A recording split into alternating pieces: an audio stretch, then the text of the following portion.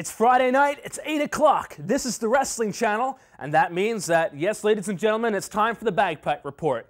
This week, we've got all the news. We've got live on the phone from NWA TNA, the two-time heavyweight champion, Ron the Truth Killings. And then we go to Calgary, Alberta, Canada, as Ross Hart talks to us about the final days of the world-famous Hart Dungeon. And finally, in 30 seconds, we're going to answer the biggest question in wrestling today. Is Macho Man Randy Savage returning to WWE at SummerSlam?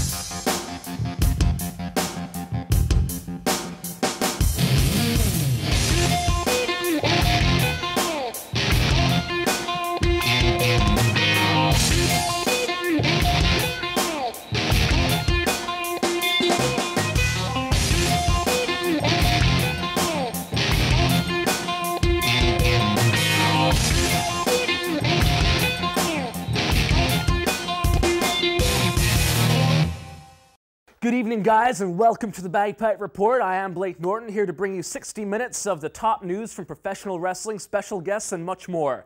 To kick things off, the big question this week, will Randy Savage be returning to WWE for SummerSlam?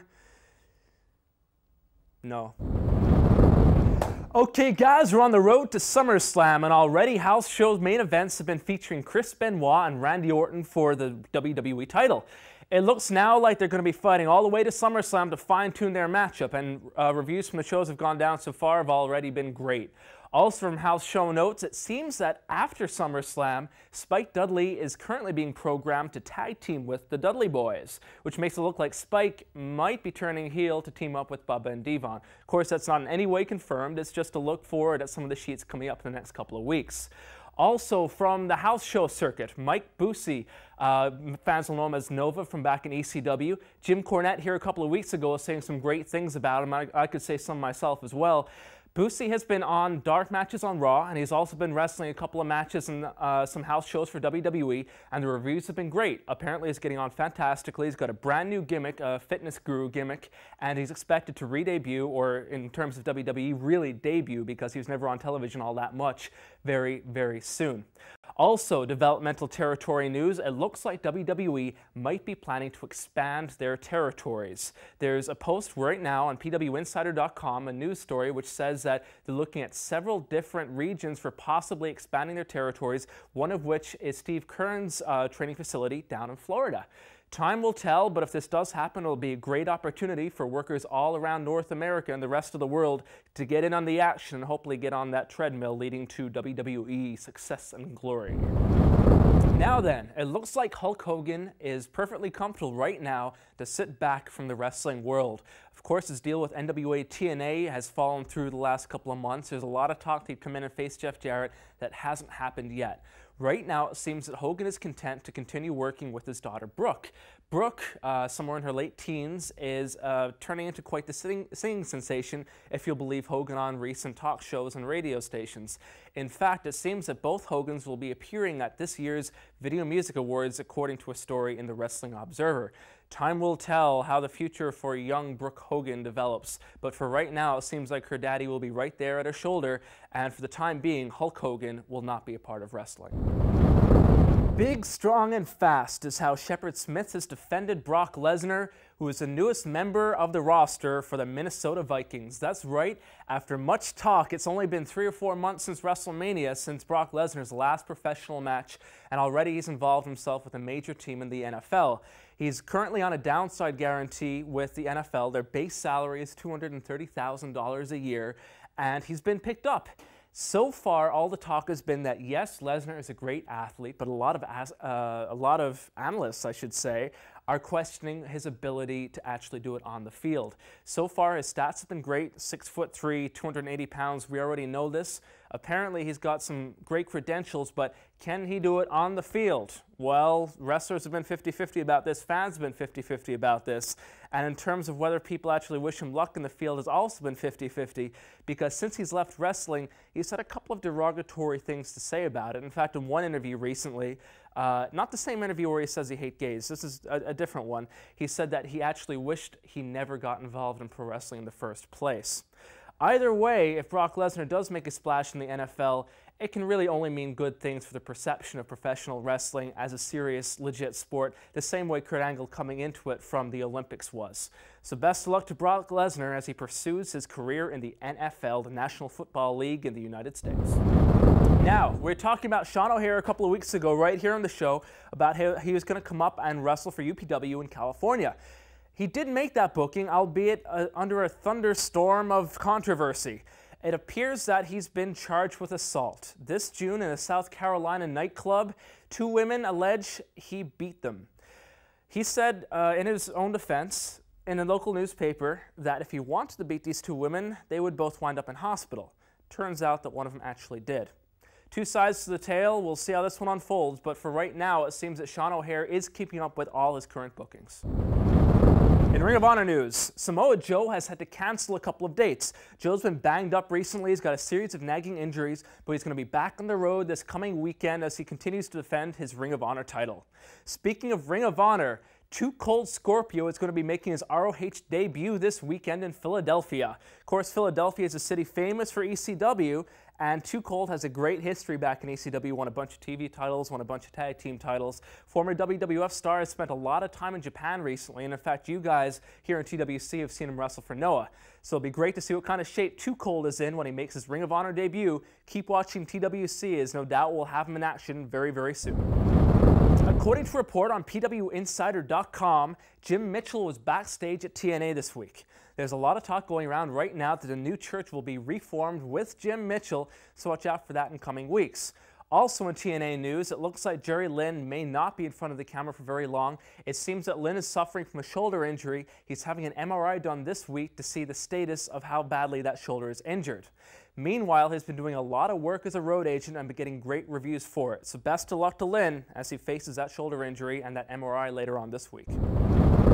Okay, now, when I'm not chasing squirrels, shooting TBR here, or passing myself off as a demagogue, albeit one with limited capacity for human compassion or even fundamental mathematics skills, I can often be found on the entertainment destination 411mania.com.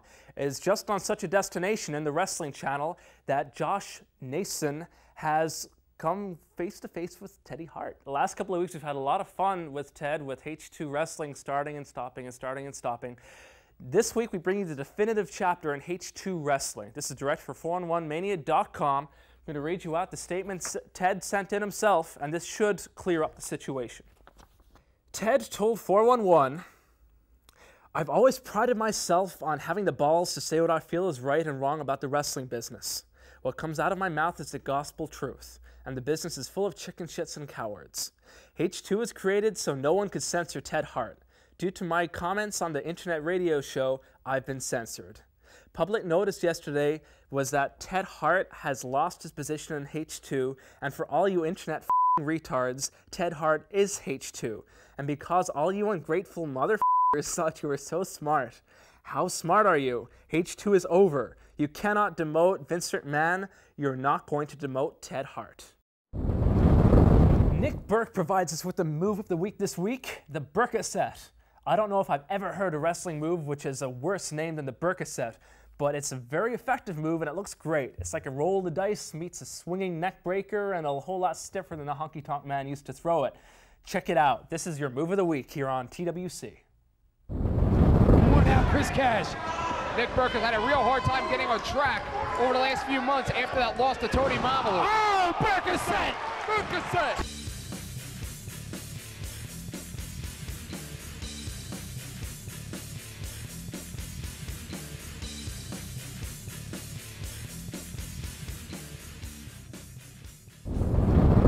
This coming Sunday, it is again time for the big super card. This Sunday, we bring you to CZW for Deja Vu 2. This show is headlined by an amazing one-on-one match. We've got AJ Styles, who was right here last week with an exclusive interview. One of the top stars in North America right now. He's going to wrestle Jimmy Rave. We've seen Jimmy's stock go way up in this business the last couple of years. He's been getting some great exposure. We've seen him in some great matches for Ring of Honor, among others. Also on the show, we've got Sanjay Dutt, that amazing cruiserweight we've seen in NWA TNA and many other promotions, MLW, the list goes on. He's got some amazing moves. He's going to show them off this Sunday. Adam Flash, Z-Bar, and many more. And that is your Supercard Sunday, this coming Sunday at 8 p.m. right here on the Wrestling Channel.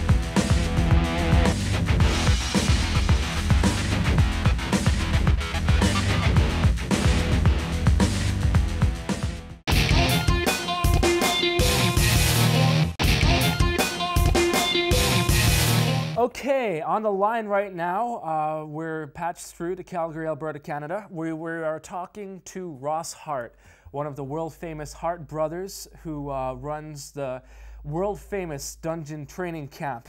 Ross Hart, how are you doing today, sir? How are you? Just great, Blake, and hello to all our fans there in the UK, and you have a great history of wrestling there, and it's a pleasure for me to be on your show.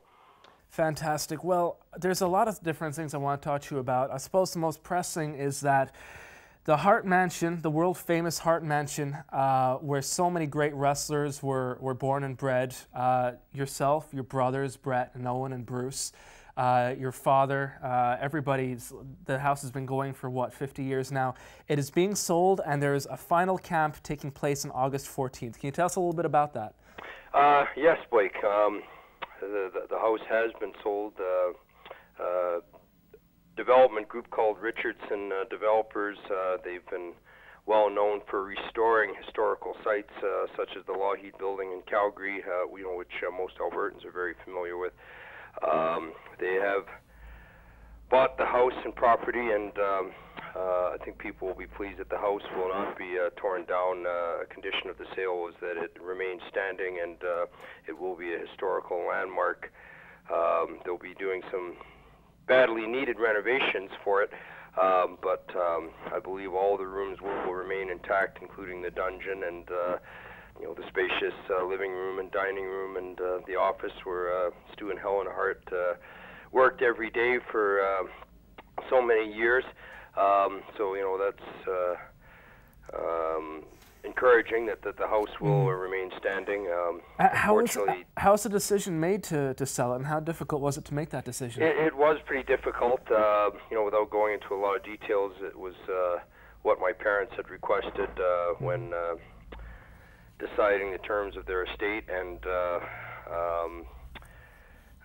that the house should be sold, but with the condition, of course, that it remains standing and never to be torn down. And I know a lot of Calgarians, and of course people in the wrestling industry are very relieved with that, because there's just so much history there with the family, with the wrestling industry, and I'm hoping that the dungeon itself is preserved as a historical center for wrestling, because I think more top wrestlers developed in the industry in the dungeon than anywhere else. How now the dungeon is closing up shop. Is the training going to continue? As important as the house, as long as it's gone on, the training has gone on. Is that going to? Are people still going to have the opportunity to be trained by you and by Bruce and by the Hart family? Absolutely. I can't say for sure where, Blake. We haven't really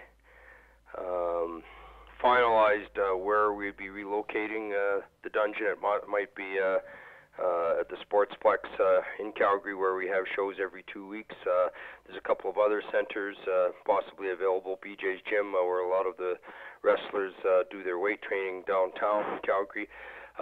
There are some other possible sites, but I know training will resume, but in another location. So I think that's a very important benefit to the wrestlers who are still training in the dungeon right now, and for up-and-coming new stars, who are just going to be starting their training. So there will be a new center for training. I just can't say where at the moment. Hopefully that'll be determined by the end of this summer. There's been an amazing list, an alumni through the dungeon. Chris Benoit, Chris Jericho, Lance Storm, yourself, Brett and Owen. And then the list of people who've gone through who haven't necessarily trained there but worked there, it expands into all corners of wrestling. What are some of the memories you hold closest from the 50 years the dungeon was in operation? Boy, so many memories. I mean, a lot of these guys did develop and get their early training in the dungeon, like the ones you just mentioned, and they're certainly the most contemporary of stars today, like Benoit, Jericho, and Lance Storm. But it was a place where so many guys either got their initial training or further developed their training. Quite often with my father, Stu, who would show the art of submission style wrestling, we're working with other teachers. I remember Brett developing there with Mr. Hito and Mr. Sakurada and getting his training there. My brother Bruce, who worked with an old Spanish veteran named Francisco Garcia. Rick Martel was training with Bruce at that same time in the early 70s. Dynamite Kid and Davey Boy Smith doing a lot of their early training there. Owen himself, it was the training ground for so many great wrestlers. Some who worked with Stu, some who polished more of their professional moves.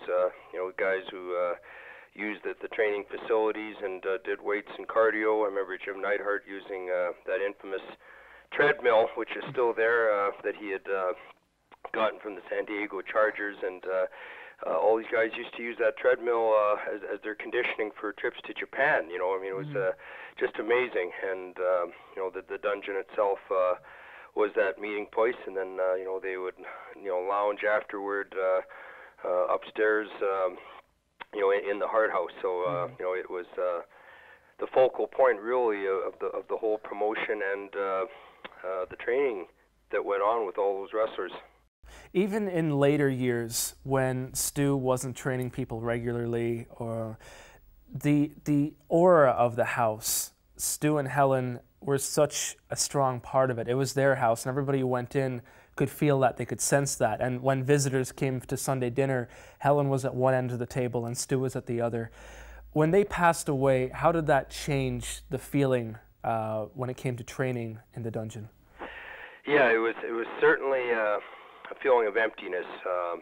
Even when my mom passed away 3 years ago, and Stu was, I wouldn't say the remaining pillar, but he was sort of the survivor there of a relationship that was over 54 years, and it was a tremendous marriage and partnership in wrestling, as most people know. Stu and Helen ran all aspects of the wrestling promotion.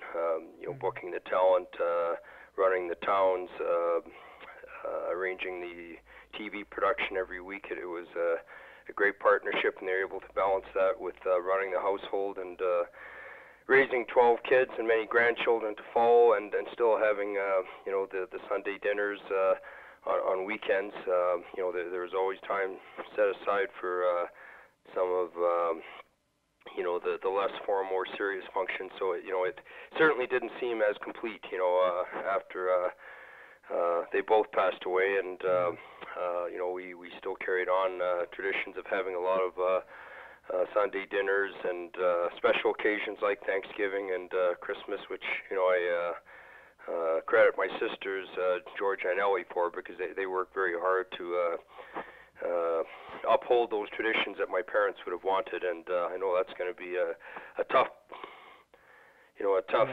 tradition to let go of once the house is definitely sold, and I hope we as a family can still stay together and I think since we're all living in Calgary, that will be possible, but certainly the end of a very glorious era.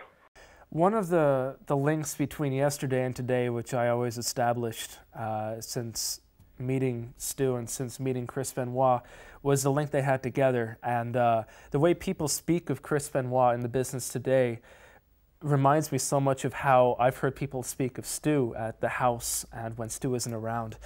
How important was it for Chris to come down to film the final WWE shots? Him finally world champion in the dungeon in Calgary a couple of months ago. This will be the last that wrestling fans on a worldwide scale see as the dungeon. This is Chris Benoit with the title, standing where it all began. I think it's very important. I think Chris has had tremendous success, and by no means does he owe all of it, to his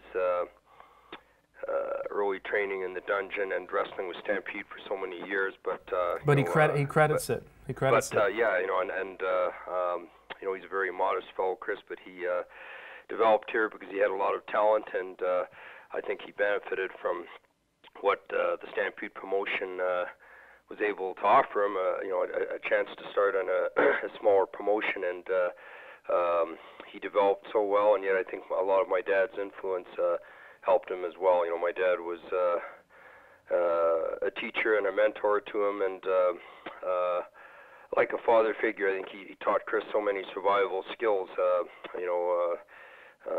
different tips or pointers on how to work for different promoters and getting along with other wrestlers, and ways to hopefully manage his money, and I think Chris benefited from that. When he initially broke in, I recall in the fall of 1985, he stayed at the Hart house for about 4 to 6 weeks. He was training very hard, I remember, with my brother Bruce and I, and was a guest there. My parents always had a very open door policy with wrestlers, but Chris, of course, was a very gracious guest, and I think that was an enjoyable time for him, and I certainly remember that he was just sort of like part of the family, as Dynamite Kid and Davey Boy Smith and so many others had been before, and not to anyone's surprise, a lot of them married into our family with some of my sisters and in-laws, and it was I think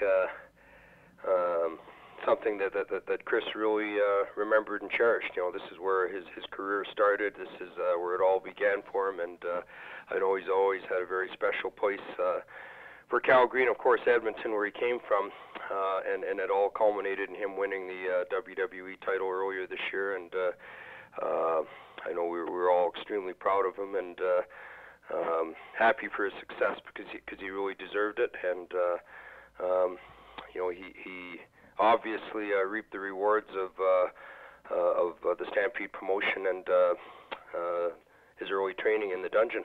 Mm-hmm. What names do you think we should look for in the near future coming from the dungeon, the new generation of wrestlers? One I want to throw by your way is a man who people say is incredibly talented, but they feel that a lot of critics feel he needs to focus up on what he wants and focus on his goals in wrestling, and that would be your nephew Ted Hart. Yeah, Ted is certainly one of the more dynamic stars on the horizon. Has a very controversial image. Some fans or people in the industry love him, some hate him. I think that's what makes him a little more unique than some of the other family members, but certainly a lot of talent. Ted is I don't know how to describe, kind of an off-the-wall performer. He does some incredible, spectacular moves, somewhat which are very high risk. That would be my only concern, is that he's not putting himself at too much risk with some of his moves, because it could spell the end of a very promising career. But I think he certainly has the talent. I've seen him have incredible matches with wrestlers from our promotion against Sabu in a kind of a hardcore match he had a year and a half ago. But I think he's a very dynamic, versatile performer. You know, are those skills what different promoters want? I don't know for sure.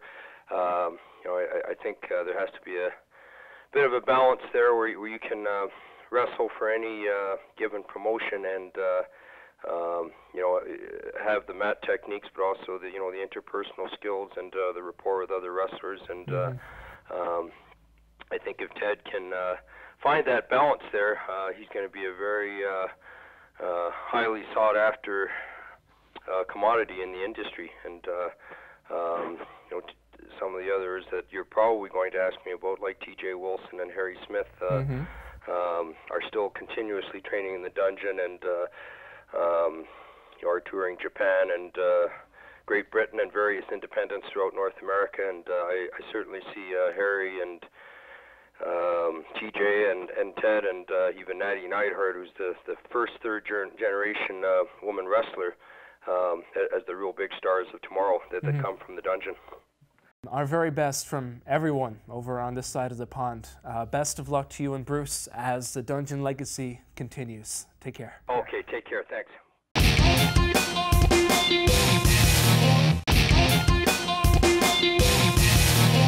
Okay, joining us now live from Nashville at the Fairgrounds, where he's preparing for the next NWA TNA event, is two-time former NWA TNA heavyweight champion Ron the Truth Killing. Say, Truth, how are you doing this week? Great, man. How y'all doing? Everybody over here is doing great, thank you very much. Now, you've had some amazing success in NWA TNA, as we just talked about, two-time former champion, and you've had some great success in wrestling since bursting onto the scene a couple of years ago. To kick us off, I wanted to ask, how did you get involved in wrestling? Because everybody knows you're involved in music as well. I got involved with wrestling through the guy, his brother started NWA, Jack Crockett. It was Jack Crockett, Dave Crockett, and Jim Crockett, and Jack Crockett took a real liking to me, man, and I was trying to get him to invest in my music career, but he had bigger plans and bigger ideas for me, so he got me involved with the wrestling. How do you like working in wrestling? Do you still aspire towards a music career? Do you have to balance them, or are you committed to wrestling right now? A little bit of both. Music is more of my territory. Wrestling is my territory now because I've mastered the skill of it. So it's my territory now, but I try to balance both out. Your ring style is borderline. It's somewhere between wrestling and dancing. How did you come up with the incredibly flamboyant, over-the-top, and very physical ring style that you have? I'm surprised you said that. It's just a lot of, when I was younger, man, a lot of dance moves when I was younger, I just incorporated with the things I do in the ring. Jack Crockett had a lot to do with that. He's seen me dance all out, and he's the first one to say, if you do everything that you do out here on the dance floor and do it in the ring, a little mix with it, you'll be awesome. And that's just what I've been doing. Now, how hard do you have to train to be able to, some of the physical things you do in the ring, you have an amazing vertical leap. You can get 4 or 5 feet in the air. You're in amazing condition. What kind of commitment does it take physically to do these things? What's your training program like? Honestly, maybe 4 or 5 days a week in the gym. At least 2 or 3 hours in the gym. Wow, that's a lot of work. Now, you've looked this good since you started off in WWE. How did you wind up working with them a couple of years ago? I was at NWA Wildside at that time, and Bill Behrens and Rick Michaels talked me into sending a demo tape into WWE. I did it, and I got a call from Terry Taylor 2 weeks later, and Vince McMahon flew me up.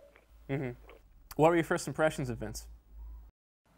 I was blown out of my mind then. I mean, I was Vince McMahon at that time, and I was flown up just to meet him. Were you a big wrestling fan when you got into wrestling?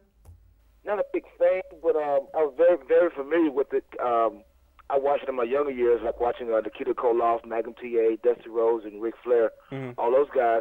But once I faded out in high school playing football and got into music, I pretty much faded out with wrestling until I met Crockett again. How do you think you were used when you were working with WWE? Were you happy with how they developed the character and the opportunities they gave you? At the point when they brought myself and Road Dogg in, I was very happy. But once Road Dogg was released and they came up with they couldn't find nothing for me to do, then I was disappointed then. I didn't think they was using me to the fullest. That was going to be my next question. Do you think Road Dogg being let go was pretty much the end of your opportunities in WWE, since you were like a team together? You can say that in certain ways and ways you can't. Road Dogg doesn't write the stories for WWE either. Yeah. You know what I'm saying? Yeah. And I was in Memphis doing developmental camp when Road Dogg saw me, and he asked me about being his tag partner, and they brought me aboard and brought me up to TV. And they brought me to TV.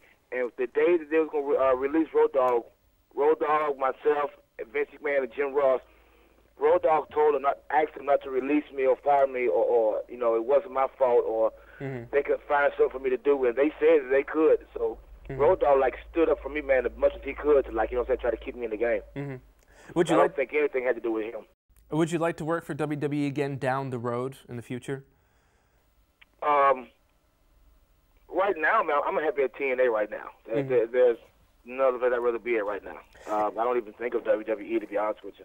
One of the biggest stars they have right now is John Cena, and he's essentially doing the same kind of gimmick that you were doing 4 years ago with the rapping he does. It's sort of, when I see the John Cena character, it sort of makes me think of if your character got a bigger push. Do you feel that way? That was one of the first things people said to me when John Cena arrived on the scene. That what if I had got that same push at my time back then? That I'd probably be bigger than life right now. I don't think it was in the plans for me to get the push that John Cena gets now. Now, since you've gone back to NWA TNA a couple of years ago, you're working now with you've been working with BG James, Road Dogg, and Conan. How have you liked working with those guys so much the last 2 years? Awesome. Hey, nothing could be better, man. I would not be in a better situation than being with Road Dogg and Conan. I love it. How would you compare backstage at NWA TNA? What's the atmosphere like that compared to WWE and other places you've worked? Atmosphere at TNA is totally your hair down, laid back, business, cool, calm, collected. WWE is draws in the wad, uptight, tension, don't know if you can laugh or smile, or it's too much of a comfortable feeling there. Like walking on eggshells, pretty much. Now, you've been given the opportunity to represent TNA as their heavyweight champion twice, which is quite a feat because the title doesn't change hands very often. There's only been a handful of champions: Ken Shamrock, Jeff Jarrett, AJ Styles, yourself. What kind of responsibility is that for you to represent the company with that title? That was probably one of the greatest pinnacles of my career, man. That showed me that TNA had a lot of support within me, and they did things that WWE had opportunity to do, man, but they done it in like a shorter period of time. Made the most out of it. I'm in the history books now because of that. And that says, I mean, it's a tremendous thing when a company puts something that big or that big a responsibility on your shoulders for you to carry. And I felt, I mean, you can't even get words to say I appreciate you for that. What's interesting is that you're very successful in the team, the 3 Live Crew team, over the last 2 years, and even as part of that crew, you stood out and you had the opportunity to go singles. Which do you prefer? Do you prefer working as a singles wrestler and holding the heavyweight title, or working with BG James and with Conan and that crew? Oh, I prefer to be in the crew. I love the crew, man. I like having the clique I got. I could, you know, you see, I'm flexible. I can do both. I have no problem with doing the singles wrestling going for the title, but if it was my choice, I'd be in the 3 Live Crew. What are your thoughts on working for the Jarretts? Oh, I mean, happy thoughts. I mean, they took a man that was like broken and beat down and made something happen from it. You know, there was no other place to go. So the Jarretts came up with NWA TNA. So you can't have nothing but good thoughts about them. Vince Russo is one of the most controversial characters in wrestling. Everybody we've spoken to either loves him with a passion or hates him with a passion. Where would you place your relationship with him? I love Vince Russo to death. I think he's awesome. Do you think he's good for wrestling? Oh, yes. Why not? Vince Russo is just one of the guys that likes to write the real stuff. You know, he don't like to hide nothing. Why sugarcoat it? Why candy write it? He will write the real stuff. Now, we're 6 weeks into the new Impact television show. How's that been going down in Florida? It's been going great. Right now, the ratings I heard has been pretty good, man. They're doing better than some of Fox's primetime shows. Mm-hmm. So the ratings are pretty good. The crowd is exceptionally good, man, because every week you get a crowd that's like different because it's a tourist place. Mm-hmm. So it's I think Impact is like one of the things that TNA needed to like take us over the board. Do you think that with Impact kicking in, I mean, people have criticized for a long time the idea of having a pay-per-view every week. They felt that it would be hard to maintain no matter how big the promotion. People have said even WWE couldn't do it. Do you think that now that Impact is so successful that they might consider pulling back on TNA and maybe doing a pay-per-view every month or a format like that? That could be possible. And again, man, what people are saying that you know, what it's impossible to do, it's impossible to do not even WWE. TNA has lasted, man, for 2 years, and it's like very good. We've broke some records right now. Mm-hmm. For the things that we've accomplished, man, from that point, from 2000. When did TNA start? 2001. 2002 to now. Yeah, only 2 years ago. Records, man, Mm-hmm. and people say we couldn't do it. Now we're on FoxNet. Mm-hmm. So I think we're like on our way up, man, to seeing bigger and better things from TNA. Maybe a prime time slot. There's also talk of running house shows later this year. Do you think that'll happen? Yes, definitely. I think everything you're hearing, the rumors, man, and the could-be's and everything, I think it will eventually happen, man, because TNA is on a very, very good rise right now, man. I'm like watching it happen every week. I'm watching it unfold, and I'm getting phone calls from people, man, from all across the world, man. It's like watching TNA, hearing of it, and liking it. And they're appreciative of it because WWE is the only thing that's out there right now. And some of the people I know you don't know, some of them you do know, but everybody likes different things. Mm-hmm. Now, a couple of weeks ago, it looked like Kid Cash mightn't be working with the company anymore, but he said some things on radio which were quite derogatory against TNA, but a couple of weeks later he was brought back in. Do you think that if someone like in Kid Cash's position who's been working with the company, if he says something bad about the company publicly, do you think it's a bad thing to bring him back into the fold? Do you think that sends the wrong message to the locker room? Well, I didn't hear what he said, so I can't comment on that. Mm-hmm. I don't.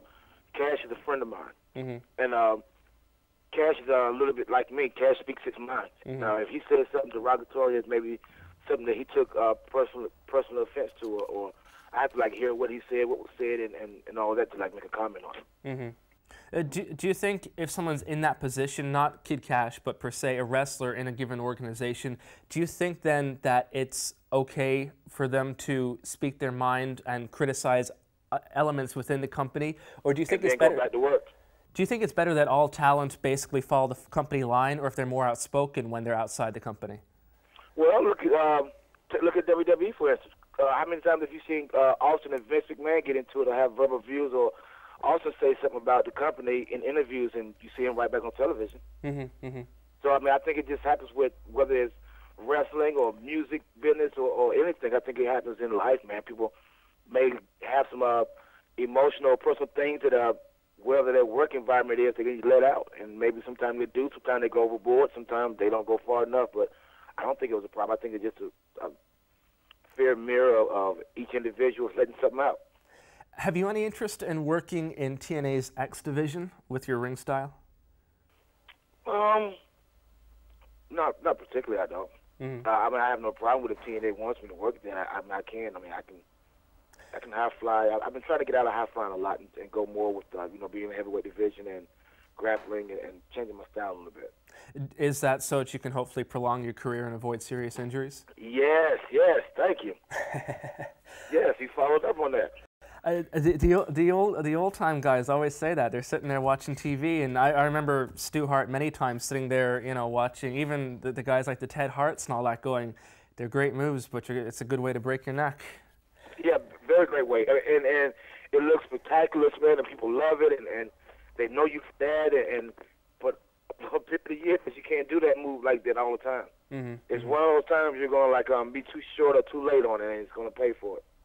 What other things do you like to accomplish in TNA and in the wrestling business while you're in your prime now? I really like to take TNA to the next level. I think it's time for me to go to the next level, but they're not there yet. And that's what music, not just myself, from guys like Jeff Hardy that's there, and mm-hmm.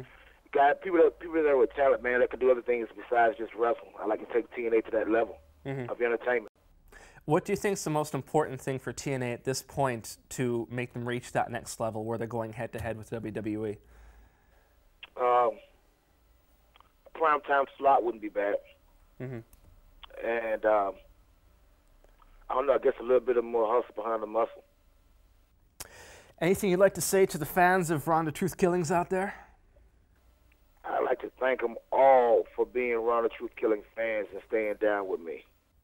That's very cool. Well, Ronda Truth Killings, thank you so much for joining us here on the Bagpipe Report.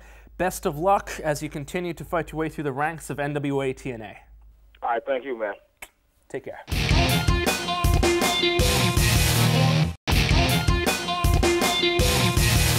It's competition time again. You want to win 200 pounds worth of merchandise? I know you do. Check it out, thewrestlingchannel.tv/shop. We've got merchandise from all the top wrestling promotions. It's all official. DVDs, hats, shirts, all the rest. We got a whole lot of great stuff to give away. We're going to do it once again this week on TBR. All you got to do is answer one very simple question. How many times has Jeff Jarrett held the NWA TNA Heavyweight Championship? The answer is either A2, B3, or C5. How do you enter? You text 88066 with the following format: Blake A, Blake B, or Blake C. So that's A for twice, B for 3 times, or C for 5 times. Get texting your answers because they have to be in by August 12th at midnight. The fee for each sending in is $1.50, which I think you'll agree is very little for 200 pounds worth of merchandise. Good luck, everybody. Time for this week's Q&A, and our first question comes from Steve Rich. Hey Blake, has anyone noticed the frequency of serious injuries on the indie scene? It's much lower than WWE. In fact, the only injury we could think of the last few years was Red's knee injury last year. We believe this might be because indie wrestlers wrestle when they want and how often they want, and generally have more time to recover. A wrestler, for example, works TNA every Wednesday and any Saturday bookings he chooses to, where a WWE wrestler works 6 or 7 nights a week, 50 weeks a year. We believe that injuries which occur nowadays are commonly from a build-up of blows over time, unquote, such as Kurt Angle's injury or Christian's recent back injury, and that these are hardly ever heard of in the indie world, unless there's a huge mistake in a match which causes injury. Remember, an average indie match will feature brainbusters, pile drivers, dangerous suplex variations, and other moves WWE has banned their wrestlers from doing. We believe that by relaxing the schedule their wrestlers work, not restricting the moves they are permitted to do, would the WWE reduce the risk of serious injury to their wrestlers. We'd love your thoughts. Well, Steve, that's a really interesting thought, and I know it's a long question, but that's why I wanted to open it up here. The problem is that it's not good for business. Why would Vince McMahon want to have half the number of shows and have their wrestlers do more dangerous moves? Do people really tune in to see a brainbuster on WWE TV, or do they tune in to see their favorite wrestler and what the character will do next? Ratings have always shown that it's the latter. If you look at Steve Austin, The Rock, these guys didn't make it. Hulk Hogan by doing Hurricane Ranas or brainbusters. That's not why they made it. Also remember that on the indie scene, guys don't have the same luxuries that you're talking about here. We're talking about guys, I mean, I've known a lot of these guys, they work paycheck to paycheck. They don't have the luxury of sitting back. A lot of these guys don't have second jobs, and if they do have second jobs, it's very hard to work in between.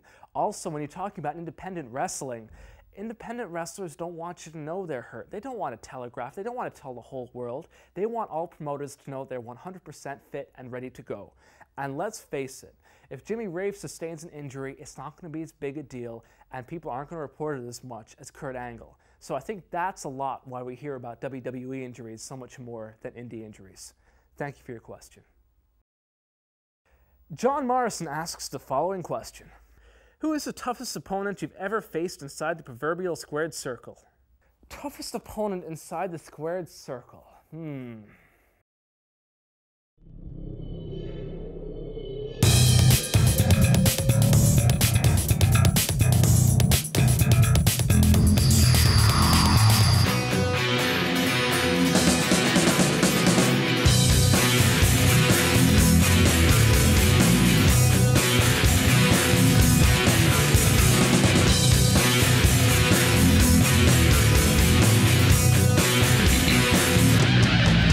You know, to be perfectly honest with you, in the matches I've had to date, I've given everybody such a beating that, you know, I've hardly even got knocked down. So, to be honest with you, everybody's easy. I have yet to have a challenge.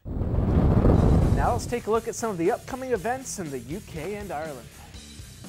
Premier Promotions presents every Thursday night from August 12th to September 2nd, the summer season of wrestling spectaculars at the Worthing Assembly Hall. Revolution British Wrestling, Saturday the 21st of August at Selbyk Hall in London. From Monday, August 9th, the World Association of Wrestling will run 3 weekly shows at the New Atlantis Resort in Great Yarmouth, ending on Monday, August 23rd. WCW Path to Destruction Tour, Whitley Bay Residents Association, Tyne and Wear, Friday 27th of August. The next night they're in Cortham Memorial Hall in Redcar, Saturday the 28th of August. And finally the Starlight Suite, Tyne and Wear once more, Sunday 29th of August. That's 3 shows back to back from WCW, the Path to Destruction Tour. Lancashire plays host to Garage Pro Wrestling, GPW, as they have Revelations at the British Legion in Wigan, the 22nd of August. United Kingdom Pro Wrestling is at the Waterside Theatre, Long Lane, Southampton, on Friday, September 3rd. Irish Whip Wrestling is in Patters in Rathdowney, County Laois, Sunday, August 8th at 4 p.m. Let's take a look at some of the action coming up this week on TWC. Ring of Honor High Impact TV sees Low Key versus Xavier and Special K versus the SAT and Chris Devine. Major League Wrestling Underground Television, Simon Diamond versus the Sandman and Jerry Lynn versus Homicide. CZW Fake You TV sees B-Boy versus Chris Hero for the Iron Man title. Sakura Hirota versus Mayumi Ozaki, and Dynamite Kanzai versus Ayako Hamada.